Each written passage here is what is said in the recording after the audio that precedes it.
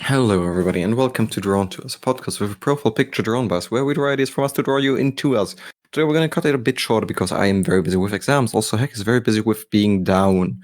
And without further ado, let's get right into the episode. We're starting off with talking about biases, and we've personally discussed our biases for a bit now. I would love for Heck to ask me any questions he has about them. Yeah, Summer, please explain to the audience why you're racist. I am a racist because I believe that every race has their own set place, things they can do very well and things they cannot really do. And so I personally am in strong opposition towards any canine or feline creatures attempting to drive heavy machinery because I just don't think it's fit for their race. I can't believe this. I mean, racism as a whole just seems silly. You know? I mean, did you see that chart? I mean, we've all known this for a while, you know? Everybody's known this because people aren't stupid. But, different skin. All right, well, let's say that most people who've taken any science class should know this, right? I mean, they did this recently. They posted this little meme chart or something, this chart on some website about like why people even have different skin colors. It's just, the closer you are to the equator, the darker your skin is, I guess, because you're exposed to more sunlight, harsher sunlight. It's warm. Yeah, Need your darker skin pigments are there to protect you from getting cancer. Yeah, that's it. That's all Why there do is you to think it. people in Africa have darker skin? Wait, did you not know that? Is this not No. common knowledge? Well, I mean, of course I knew it, but then I looked at it again and I was reminded of how stupid this whole thing is. I mean, there are people out there shooting each other and punching each other and, ripping up the streets, and everyone's hating each other because of, not getting skin cancer. That's pretty much it, You don't have skin, you don't want to get skin You cancer don't 'cause have where your skin. ancestors lived. I'll daggum shoot you in the friggin', I don't know, head. I'm just gonna say racism bad. Topic is done. Moving on.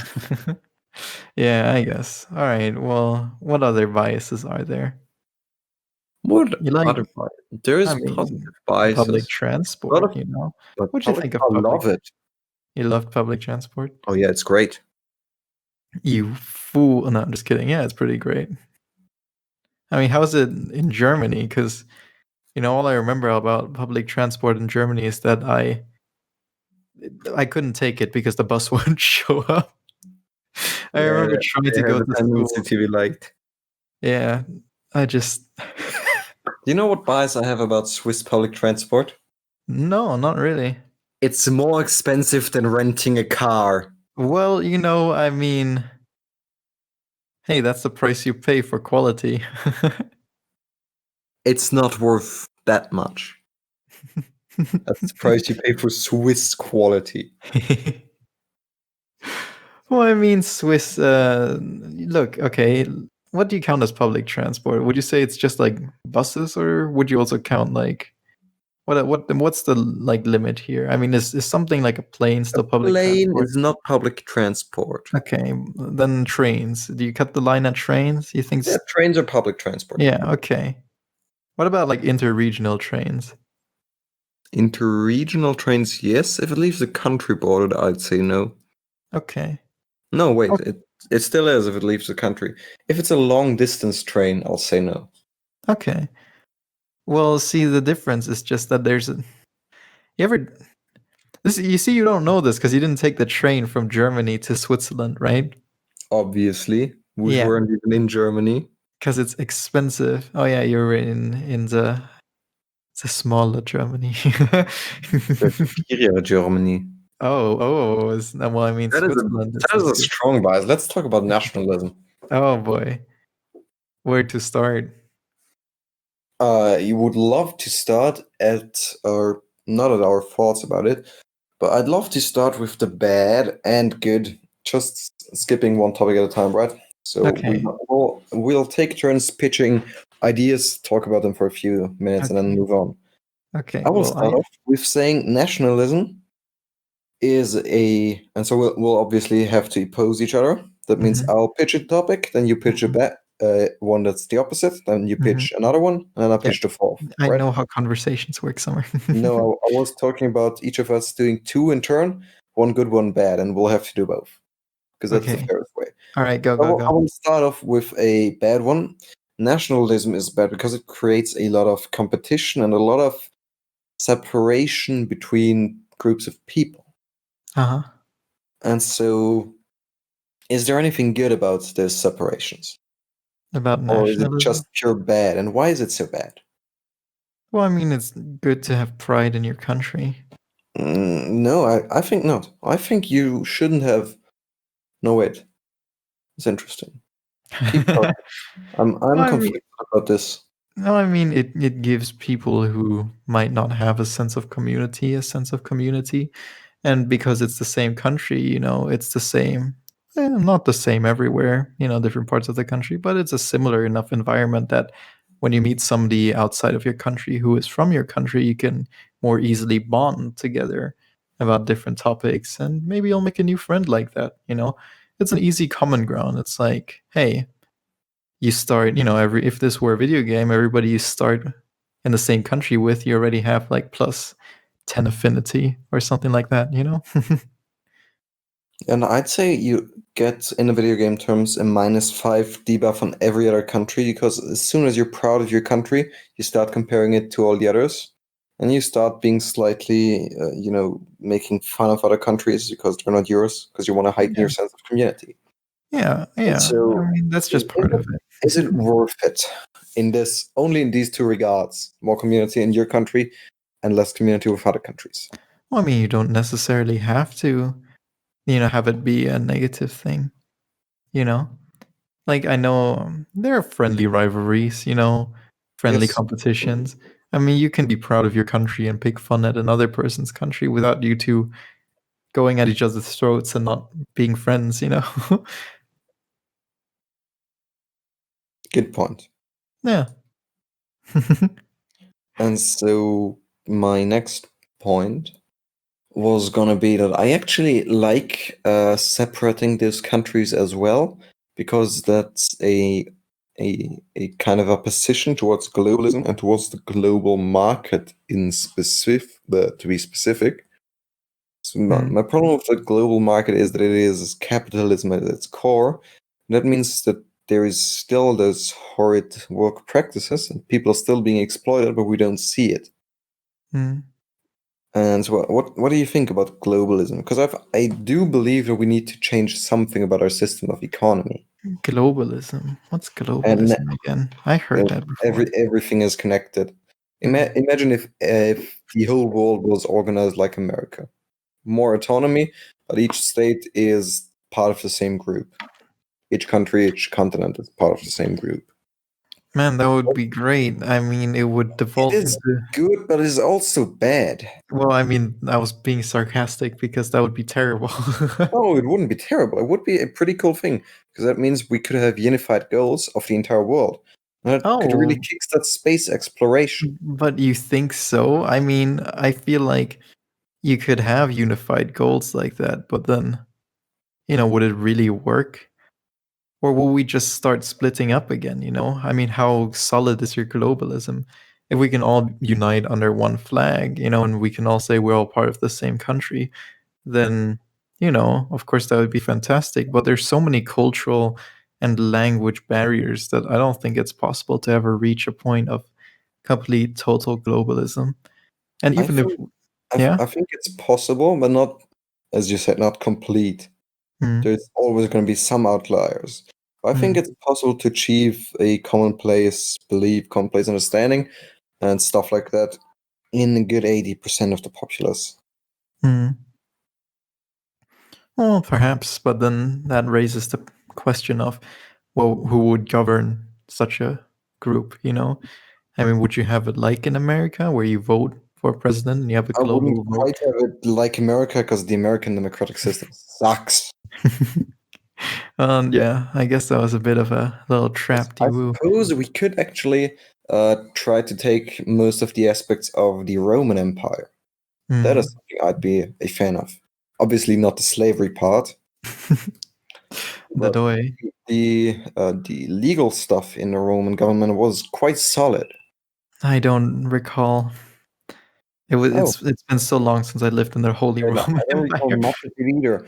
But my friends who are historians, whom I trust, and Mm, my limited memory of the Roman Empire tell me that it was a republic. So it was an interminglement of all the different systems of government. mm, Roman philosophers were some of the smarter people when it comes to political philosophy. And mm, so they invented something called the wheel of governments. And I mm. think we're all familiar with it, right? Of So these course. different forms of government which just replace each other and cannibalize each other. And it's a Mm, wheel because it keeps spinning and coming back to these specific ones. mm, And the Roman government tried to incorporate parts from each of those systems, because that way you could kind of break the wheel and have one system that just survives.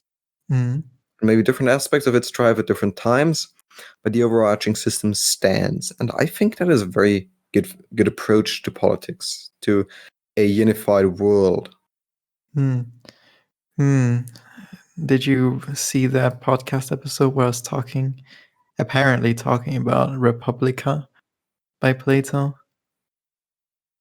Oh, you've read it? No, I was just accidentally talking about it. How? No, I don't remember it for now. Oh, well, I mean, you weren't there, so obviously you don't remember. But I mean, I was talking to it with Impy, and I was like, man, You were talking to Plato's book? no, I was talking to Impy about it, and I was saying something like, God, I don't remember what I was saying exactly, but it was something along the lines of, hey, why don't we just take a group of children and then we get like a bunch of educators from all around the world and then we start educating them on how to be leaders? Because you can't elect a leader because, that's stupid. Why would you elect a leader? You should make a leader. Like, how can you elect somebody who's just charismatic or just a businessman or just an actor? I'll agree You on know? the regards that you can't elect people based on how popular they are, which Yeah. is why I would probably propose that we can only really vote for the ideals and the things they want to do. But even And so, we never get to see the people in question until they are elected. well, that's interesting as well. Or maybe even after that. Yeah, but the thing is, you know, uh, God, I'm losing my train of thought because I'm so sleepy. But the point is, even if you elect them just by ideals, it doesn't guarantee that they know how to put them through. You know what I mean? No, I feel like if you want to Well, go okay, look, what if my goal is to solve the economic crises or at least like s- make sure there's no poverty on the earth whatsoever, right? That's my goal. And let's say we're in some global society where you have one leader for that. I sure. mean, even if everybody doesn't know my face or whatever and they elect me because it's like, of course, that's a great goal to have. It doesn't mean I know how to do it at all. That's why you will have to publish your policies so people can Mm, actually see what your steps are. mm. Well, that's all fine and good, right? But I still think that gives too much. I don't know. I still prefer the other one, where you make a leader. You get a kid and you educate them, and then you make them into this super smart, culturally alert person who, you've made sure to have an open mind. Properly Yeah, educate a for sure. kid. I mean, Huh? you can technically you can teach people critical thinking. Hmm. You can teach them to judge for themselves, and you cannot teach them what they will judge. You Hmm. can't educate people to be good leaders. And also, you shouldn't educate people to be good leaders, because if you're forced to become a leader, I don't think that's going to be a very healthy road down the longer Well, time. that's not what I'm saying, right? Also, every system of education we've ever had has been really terrible at a lot of things. Uh huh. And so I don't think we'll be able to come up with a system that educates people to be great leaders. Then, of course, whom would you let educate those leaders? God, I sneezed. Somebody's talking about me. That is an odd belief. Going back, I think the only way to really assure that our leaders are, generally speaking, trustable is to first of all have them change often enough and make it harder for them to be re-elected and re-elected. Right, that's something the Romans did very good. You could serve for 2 years if you were really popular, and then afterwards you just couldn't do it anymore for 5 years or forever. I think it depends on which post you had. Well, I mean, that sounds like a good idea. I mean, I definitely agree with the fact that you should swap out your leaders on the regular, you know? Yes.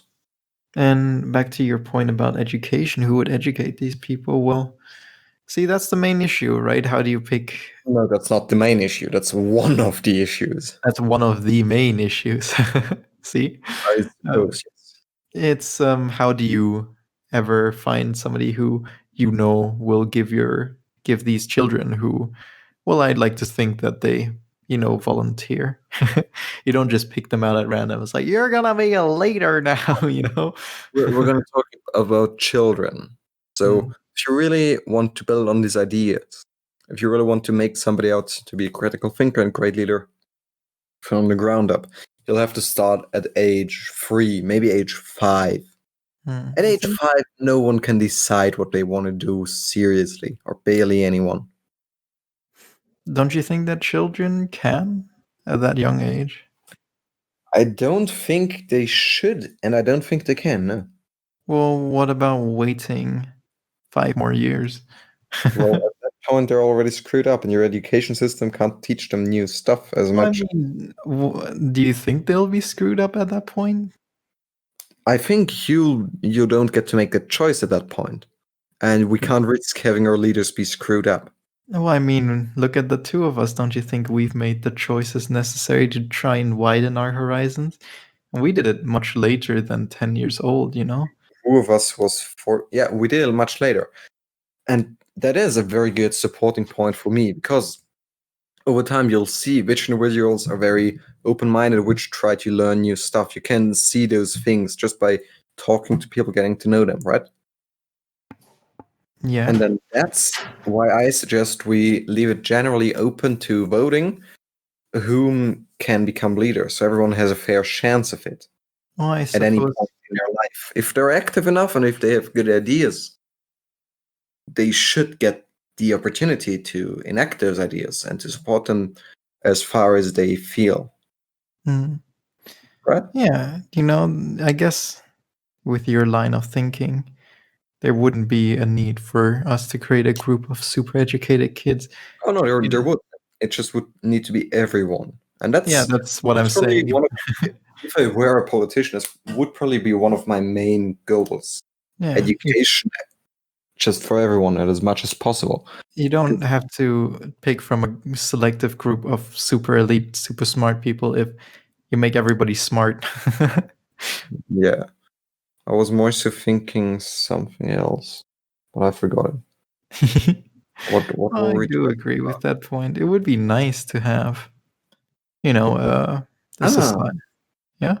I found my train of thought again. Keep talking. Well, it'd be nice to have a society, or at least a community nowadays, where I don't have to worry about us all blowing up. Yes, it would be really cool. And that's, I think education is the best weapon, and it's really the only effective one we have for any kind of long-term or short-term solutions to the world's problems. The funny thing is, I'm not just talking about the ones we have right now. I'm talking about future problems that we have no idea could ever come. And our best shot at beating those future problems, which we can't predict, but which will surely come, is to educate people and to let our intellect grow as far as we can. And of course, also our empathy and our interhumanness. So otherwise, we could just create a super AI, and that's not a good end. Impy was saying something like that before. Like if you create a super AI, Yeah.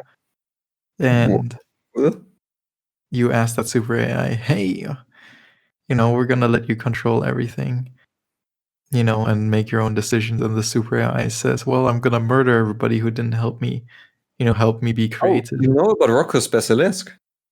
Is that what it's called? Rocco's Basilisk is a thought experiment, which I've just wanted to bring up. And the fun thing is that it's future blackmail.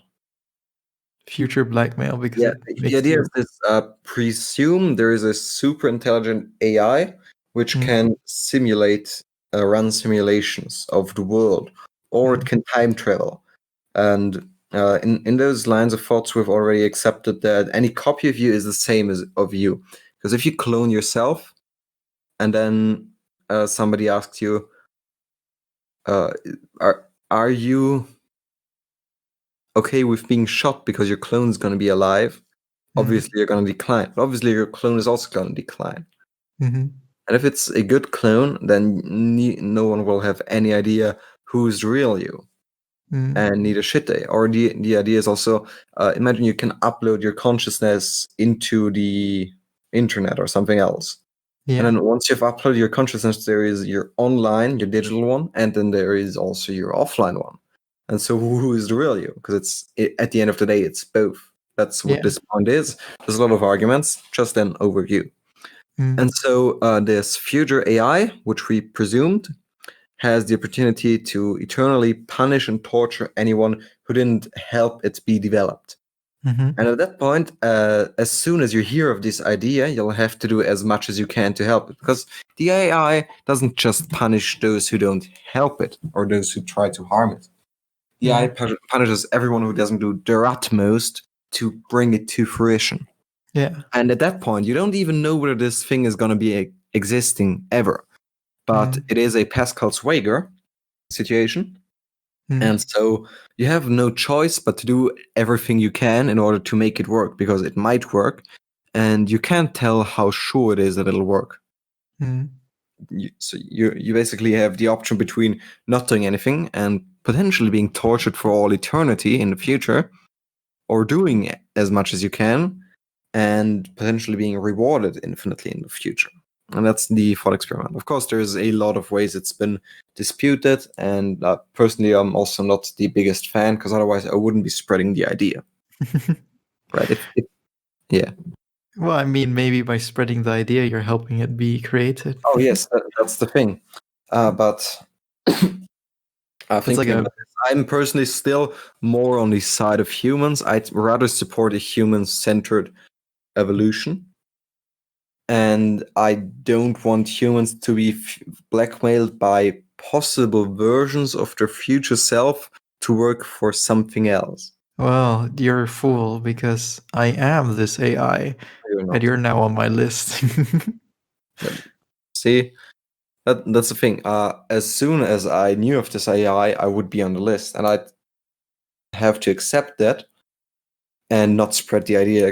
Actually, I'd have to hinder it if I believed in this. If I truly believed that this thing would come to be, which no, I'd have, by my own standards, to do everything I can to prevent it from ever coming into existence. Oh, well, what's a computer gonna do, Yes. I mean, do you have the disputes? Or should we just try and make up some? There is a lot of them. I'd rather get back on track. Boom, boom, boom. And that's today we're talking politics, and we're only taking a slight dip because politics is complicated. Sure. Well, you want to continue? We're talking about education, and going back to that train of thought I lost and then found again. It hit me like a train. Okay. The idea is that if we focus all of our efforts on education, and there is two ways this could go. It could either be the right thing to do or the wrong thing to do. Fun thing is, if it's the wrong thing to do, it's still the right thing to do, because if we pool into education, we make ourselves smarter, and then we should notice, oh wait, that's not what we're supposed to be doing, and we can recognize what we're supposed to be doing and do that.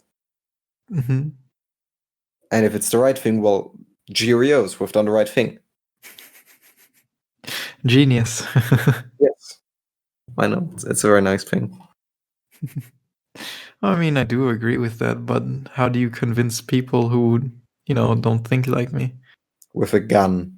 Oh, well, there we go.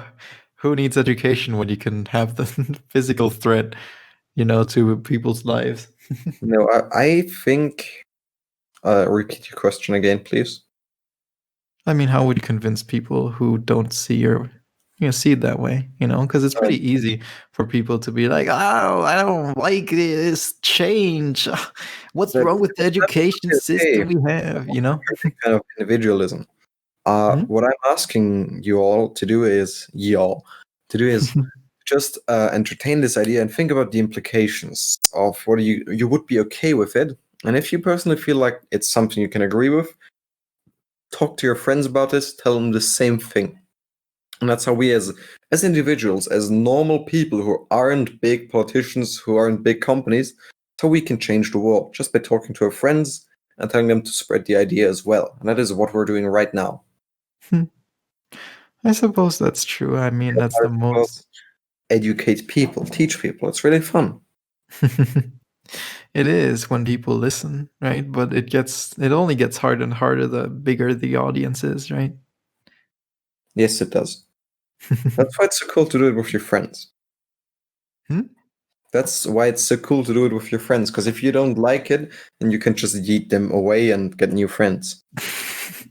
It's not the healthiest way to face it once, to face people disagreeing with you, but I suppose it's one way.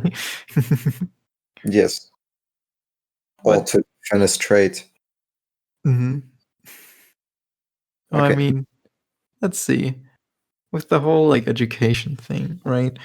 It's I don't know. How would you start implementing it? Because I mean, you do see a start, a begin to this change.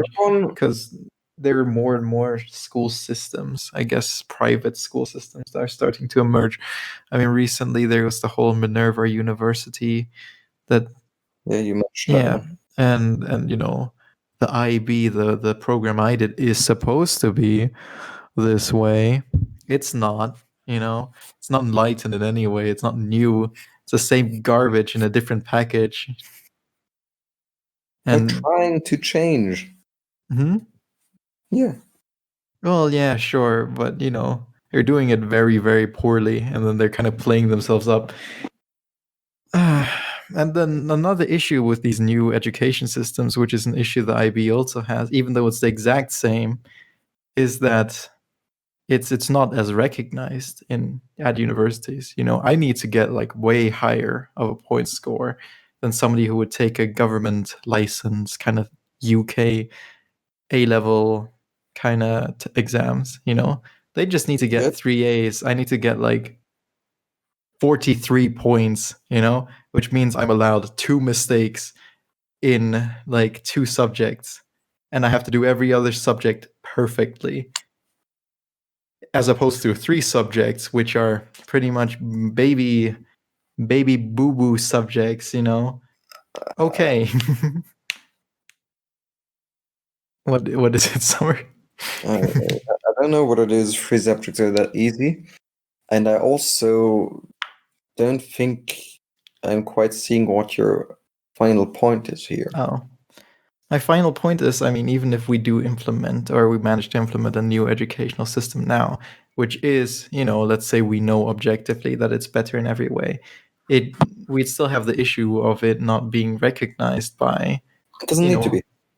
I mean, don't you think it needs to be? I mean, no, I think recognition is one of the most overrated things when it comes to stuff. In the sense that I get why you think that, and that's because I haven't quite managed to convey my ideas properly, or as I would have liked to convey them. That's those ways of education. They don't need to be an entire new system. They don't need to be to reform all schools, because that's frankly a task nobody is up to. Schools are going to be reformed, and it's very cool if you support it, but it's not what I'm talking about, because no human can do it. I'm talking about what we can do at an individual level, what each of us can do. And that is to teach our friends and family and educate those as far as we can. And if we're feeling really feisty, we can start offering free courses through our town. So it's like the pyramid scheme of educating people. Exactly. It's a pyramid scheme of educating people. I'll educate 3 people and you'll educate 3 people. Yeah, They'll educate 3 people. That's good enough. What was that, Even Summer? does the same thing, that's good enough, right?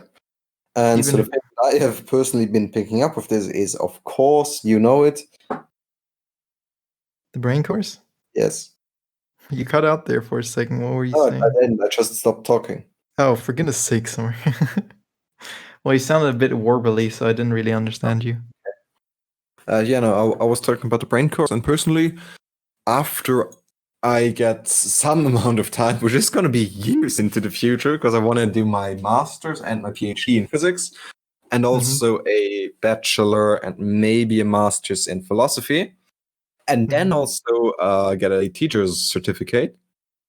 But if I ever get the time, I'd like to offer some free philosophy and psychology courses to high schools.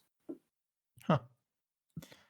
I would like to Build a school. invest in the cannabis market. Why? Because it's starting to become more and more legal. So this is the time to strike. You invest, you get a few producers, who work for you. Then you start improving your product, packaging, marketing.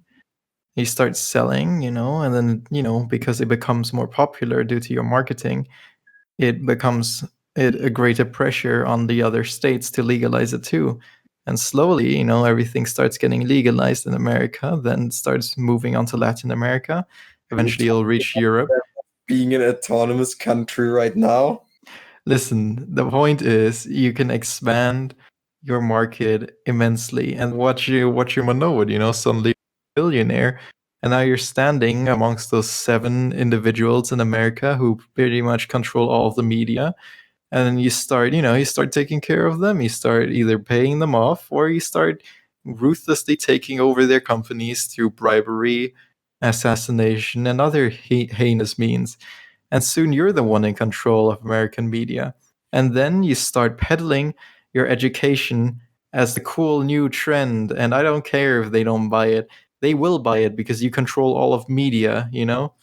And then boom, now the American populace is educated. Now you have an army of Suggest educated. a book for you which tells you how to do all of those things. What? There's a book on the on exactly what I just said.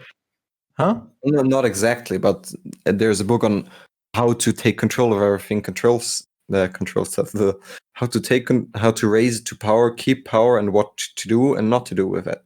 Is it Fear Machiavelli? Yeah, it's The Prince by Machiavelli.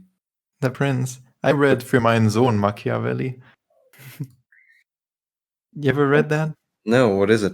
It's like it's not an abridged version. It's a commentary on the original piece, Right. written from the perspective of a father trying to teach his son how to be a good dictator. That sounds fun. Yeah, it wasn't. It was pretty boring. Yeah, politics are pretty boring most of the times. Yeah, but listen, look, that's the easiest way to do it. Wait, do you want me to listen or to look? You've got to decide. Listen, you have I'd the rather added look. benefit of being a billionaire at the end of it, and also controlling all of American media. You could tell them anything. You could tell them that Band-Aids give you skin cancer, and those idiots will probably believe it. You do realize Band-Aids can cause skin cancer, right? Oh, for goodness sakes, everything causes cancer, Summer. Jesus Christ, I could rub myself. Doesn't. I could I could rub myself on like a piece of furniture, and that probably increased my chances of getting cancer in some way or another, It increases your chance of being cancer. Oh my god, Summer. I'm sorry, I can't help but have a cancer.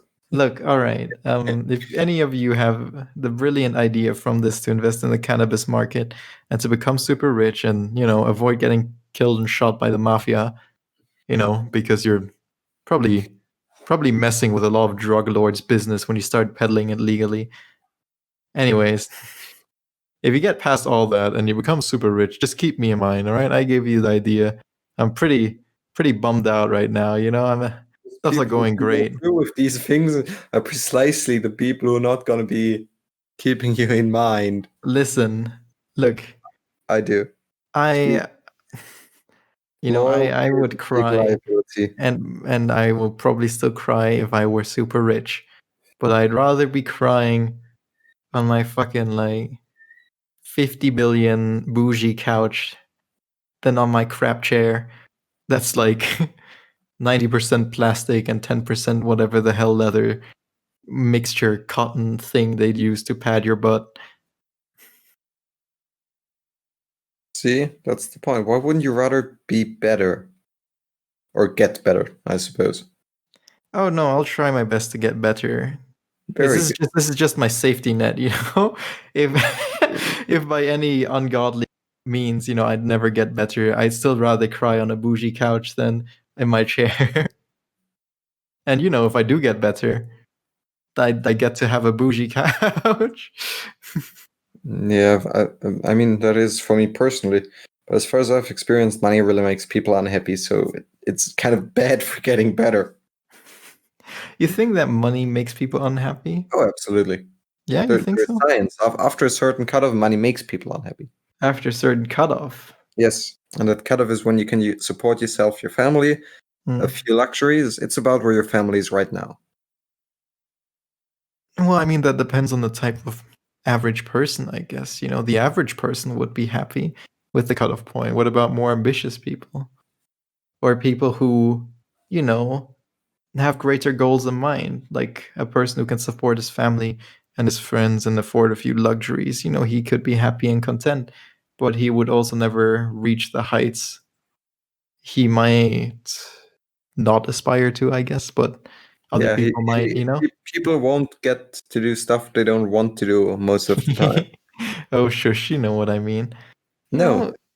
No. Well, if I aspire to great heights, I'll need more money to back it up than the money you have when you only need to support a family and some Oh, yes, luxury. you will need more money Yeah. to support big goals. For example, your school, which I So really look forward to. so what's the cutoff point there? Is the cutoff point just the cutoff the you have enough money to support There's you, more your than enough family? people running schools. That's the cutoff point. They still have fairly normal lives, you know? It doesn't make a great deal of. What? I will have you know that the people who own my school, or at least the chain of those schools, you know, they had like 3 castles. 3 castles. Okay. First of all, they're Swiss. Second of No, they were all, German pricks. I think they were oh, British, actually.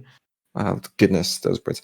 Second of all, go back to your school and remember how much of your school's budget and ability was focused on getting these people money and how much was focused on the kids. That's damn right. My you know, those castles are bought with blood. Yeah. And so, is that the kind of person you want to aspire to be? No, but if I So, had, money itself is irrelevant. well, I'm As just in, saying, you don't care about having a lot of money. You yeah. care about the money you need to achieve your goals, and that's fine. And that just makes you an agent. I don't know any James Bond theme. I don't know what I was doing. Is that is I that think one? I'm not good at repeating those. I have got more to No, in no, mind. no, no, no, no, no, no, no, no, no, no. Bond. James Bond. That's pretty accurate, right? I think agent is a word from computer language. Mm. I mean that's the first time I heard it used in this context. An agent is something that has goals it wants to achieve. Uh-huh. As the most general term. So any artificial intelligence or any really advanced artificial intelligence can be thought of as an agent.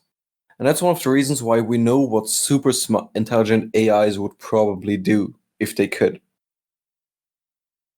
I mean, aren't Murder all we? humans and probably all biological life. I Because mean, any agent has certain goals. As you mentioned, if you want to have achieve whatever your great goals are, you want to have a lot of money. You want to, and that's just something you can tell. Any human who has goals, any agent, wants a lot of money. Not necessarily because they care about the money, but because they need the money. And money is a great resource because it can be exchanged for any other resource. And that's why any agent will try to get money. And if we scale this back, what would any AI agent use? What does any agent need? Any agent needs resources. Mm. And so what's a way to increase the amount of resources you have access to? You could you could base stuff of your parts of yourself on different resources. You could try to find more resources, or you could eliminate competition. And if we don't put in some kind of fail-safe or some kind of incentive to keep humans around, there is not really much stopping a super intelligent AI from doing all of those things. There is a lot of theory going into it. One of them being a point system, which is a really cool idea. And the idea is that there is a lot of different ways to achieve a goal, and the system doesn't care about the most efficient way, but just about the quickest way of achieving, or a way of achieving that goal. So this stamp collector is a big important example. And if you're really interested in this, I would suggest you check out Robert Miles on YouTube. That's Robert Miles. Roberto Miles. Sì, Roberto Miles. Uh-huh. Sei un uomo molto intelligente, siccome un po' creativo e anche neanche ansio. Sì. Sì. Sì, grazie mille. Spaghetti. Wait, Sei that's un Italian. tesoro. Wait, was I speaking Italian or was that Spanish? Mucho gracias, señor. I would love to say it is in Italian, but my Italian is so rusty that I'm not confident. Well, there you go. Now, Okay. what were we freaking saying? We were saying that money is not cool. Yeah, screw money. Am I right now? I'm just kidding. Yeah, I suppose Don't that's you'll true. give yourself paper cuts all over your. Oh God, Summer. Well, I mean, I don't know. Some. How much money do you aspire to need? I guess. Me? Yeah. I would need enough money to afford a home outside town and drive here and give to charities. So let's say I'll need about. I can live with 2,000 a month, and the ideal thing would be 3,000 a month because that leaves enough for hobbies and other stuff. For hobby? Yeah. Hobbies and other stuff. Ah. For example, inviting my friends, but none of that necessary. I'd be happy as soon as I made 2,000, and I'd be unhappy as soon as I made 4,000, probably. So nothing more? What about the budget for those higher goals? Do you have any that I would have a lot of require? them, but I don't need money. You don't need money for them? Well, I guess No. that's fair enough. I mean, I know what's more valuable than money in real life. Certainly, but Yeah, obviously, social connections. yeah, but money is still always power, you know? Mm, It may be evil, but it does make a lot of things work. we need money, and we're never going to get rid of it. Sure. I mean, we've had money for thousands of years, and I mean, not everybody is as enlightened as you know, who realizes that more money won't make them happy. And that's okay. Yeah.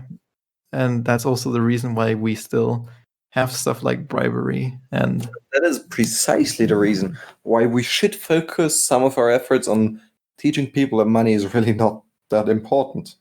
As I said, after a certain cutoff, you need enough to live comfortably, and after that point, it's meh. yeah, well, I mean, it's hard to convey that to somebody who didn't have a lot of money as a child, I suppose. I mean, it's easier to create. I know people like that, you know, who never really had a lot of money, so their aspiration is to go into the opposite direction, you know, to make a hell of a lot of money. And I guess that's where you get rich people from, you know, like originally. You have people who are poor, and then they money. yeah, huh? But money, being rich is very hereditary. And Hereditary? that is a hereditary. Yes, it goes to you from your parents. You inherit it. Really? So you think there's like a greedy strand of DNA? There's a strand of if a family has money and older people pass on, the money's still gonna stay with the family. Oh, for goodness sakes. I thought you meant like a personality trait. No, I don't Well, I think there's. mean, yeah, but I mean, how do you? It has to start somewhere. It I mean, probably starts. there's a type of personality that is cutthroat. Hmm. Everyone who has significant amounts of money has probably done not something shady, but something I would personally not like to do. Yeah. So you're saying it's not Or always. really lucky, which I might. Yeah. I mean, technically I have because I'm not. I don't want to say poor, but I've got more money than I need. Hmm.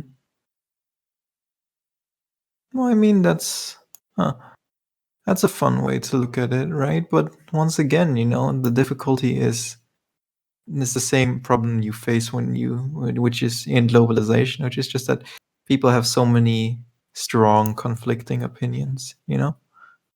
Yes, I Yeah. I, Sorry, what? I like that people have so many strong different opinions. Yeah, it is nice. But then again, it's also what stops cooperation to a certain extent. Because it's not just that you're right. I mean, you and I have different opinions, and we leave it at that. We agree to disagree. You just word it differently and aren't quite convinced of it. Huh? We have the same opinion. Do we? Really. We always have the same opinion at the end of the day, and I always realize it second. You're always like, we're arguing the same point. I'm like, huh?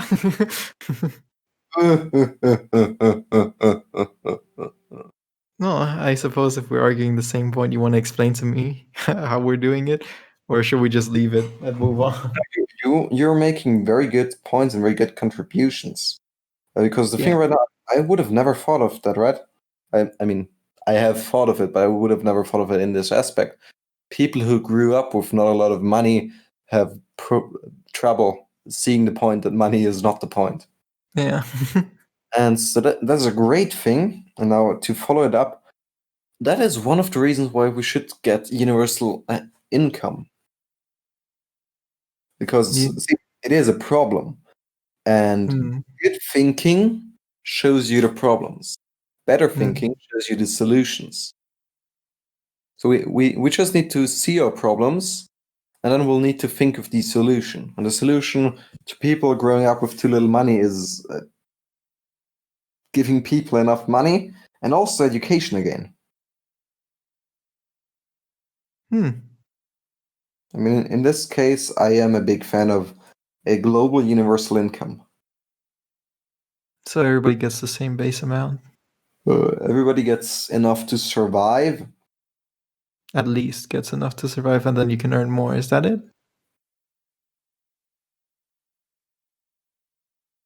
And it is very hard to implement. So I'd need to talk to politics experts about how it is possible, if it is possible, which aspects are. Well, you might have to talk to economical, financial experts. Well, I True. mean, it sounds a lot like welfare. you It know? is. It is welfare. Yeah. But then with the issue with welfare is, don't you think it promotes not working? That's fine. If you just uh, don't want to earn more money and make enough to survive, sure, go buy it. I guess that's a nice different way to look at it. We always kind of scold people who are like, I don't want to work. And we make it sound like it's a bad thing, but I mean, wouldn't everybody rather not work if we give them enough money to survive and they keep to themselves, or they at least don't harm other people, then yeah, why shouldn't we just let them be? Why were we weren't born into this world to work, you know? You were born into this world to suffer. To bear children into this world is like carrying wood to a burning house. Jesus Christ, Summer. The only serious question in life is whether to end yourself. Oh, that was a philosophical quote by what's that guy's name? I'm always confusing the two. It's either Sartre or Camus. It's Camus. It wasn't Sartre. Camus was the other guy, the younger guy who died in the car crash. He said the only philosophical question you ever have to ask yourself is if you want to yeet off a bridge. His exact words. Yes, I remember it. I was there when he said yeet. Hey Camus, you want to sip this bitch empty? Yeah. No. Hey Camus, do you realize how your life is empty and you're on a bridge? And he said, yeet. Jesus Christ. Yeah. I don't know. He might have still been alive now. I don't know how old he was. I know he died very young. So maybe he'd be like an old fart now if he survived. Wait, is he young enough to have the opportunity to be alive nowadays? Yeah, that's what I'm asking. I have no idea how old. Well, let me check. How old would he be now? He died. Oh, he didn't even die that young. He died at age 46. He didn't even die, period. He didn't.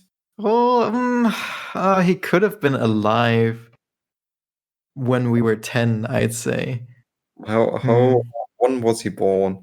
Well, I mean, he was 46 when he When died, was he born? and that was 1960. So at year 2000, he would be 86 years old. Yeah, that's fair. And Could live. then Yeah. if he lived 10 more years, then we'd be kids and he'd be 96 years old. Oh, And then if he waited till now, 10 years ago. That's more than half your lifetime, heck. is it? Oh, I Yes. guess it is. God, I can't believe I wasted all of my life already.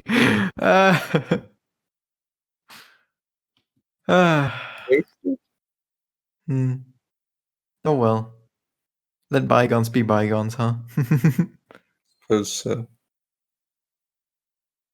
So yes, I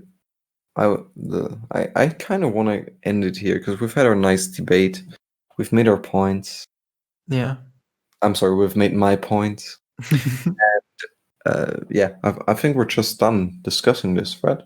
We've arrived. Yeah, At conclusion. I think Everyone can draw their own. So with that, yeah. there's something I need of you. Oh. Okay.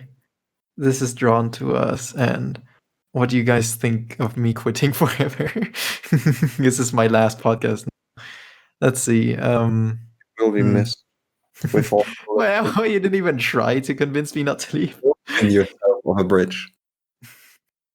All right. Okay. Well, I mean, guys, what do you think? What's the most ideal form of governing? And what's the problems with the not problems? What's the improvements you would make with the ideas we've had today? Nothing. In the matter of that, I hope this has helped you. I hope this has helped made you learn something new, and I hope you've enjoyed this half as much as I have. Having said all of this, as Heck said, this was drawn to us. This empty yeet, and have a lovely evening. Bye.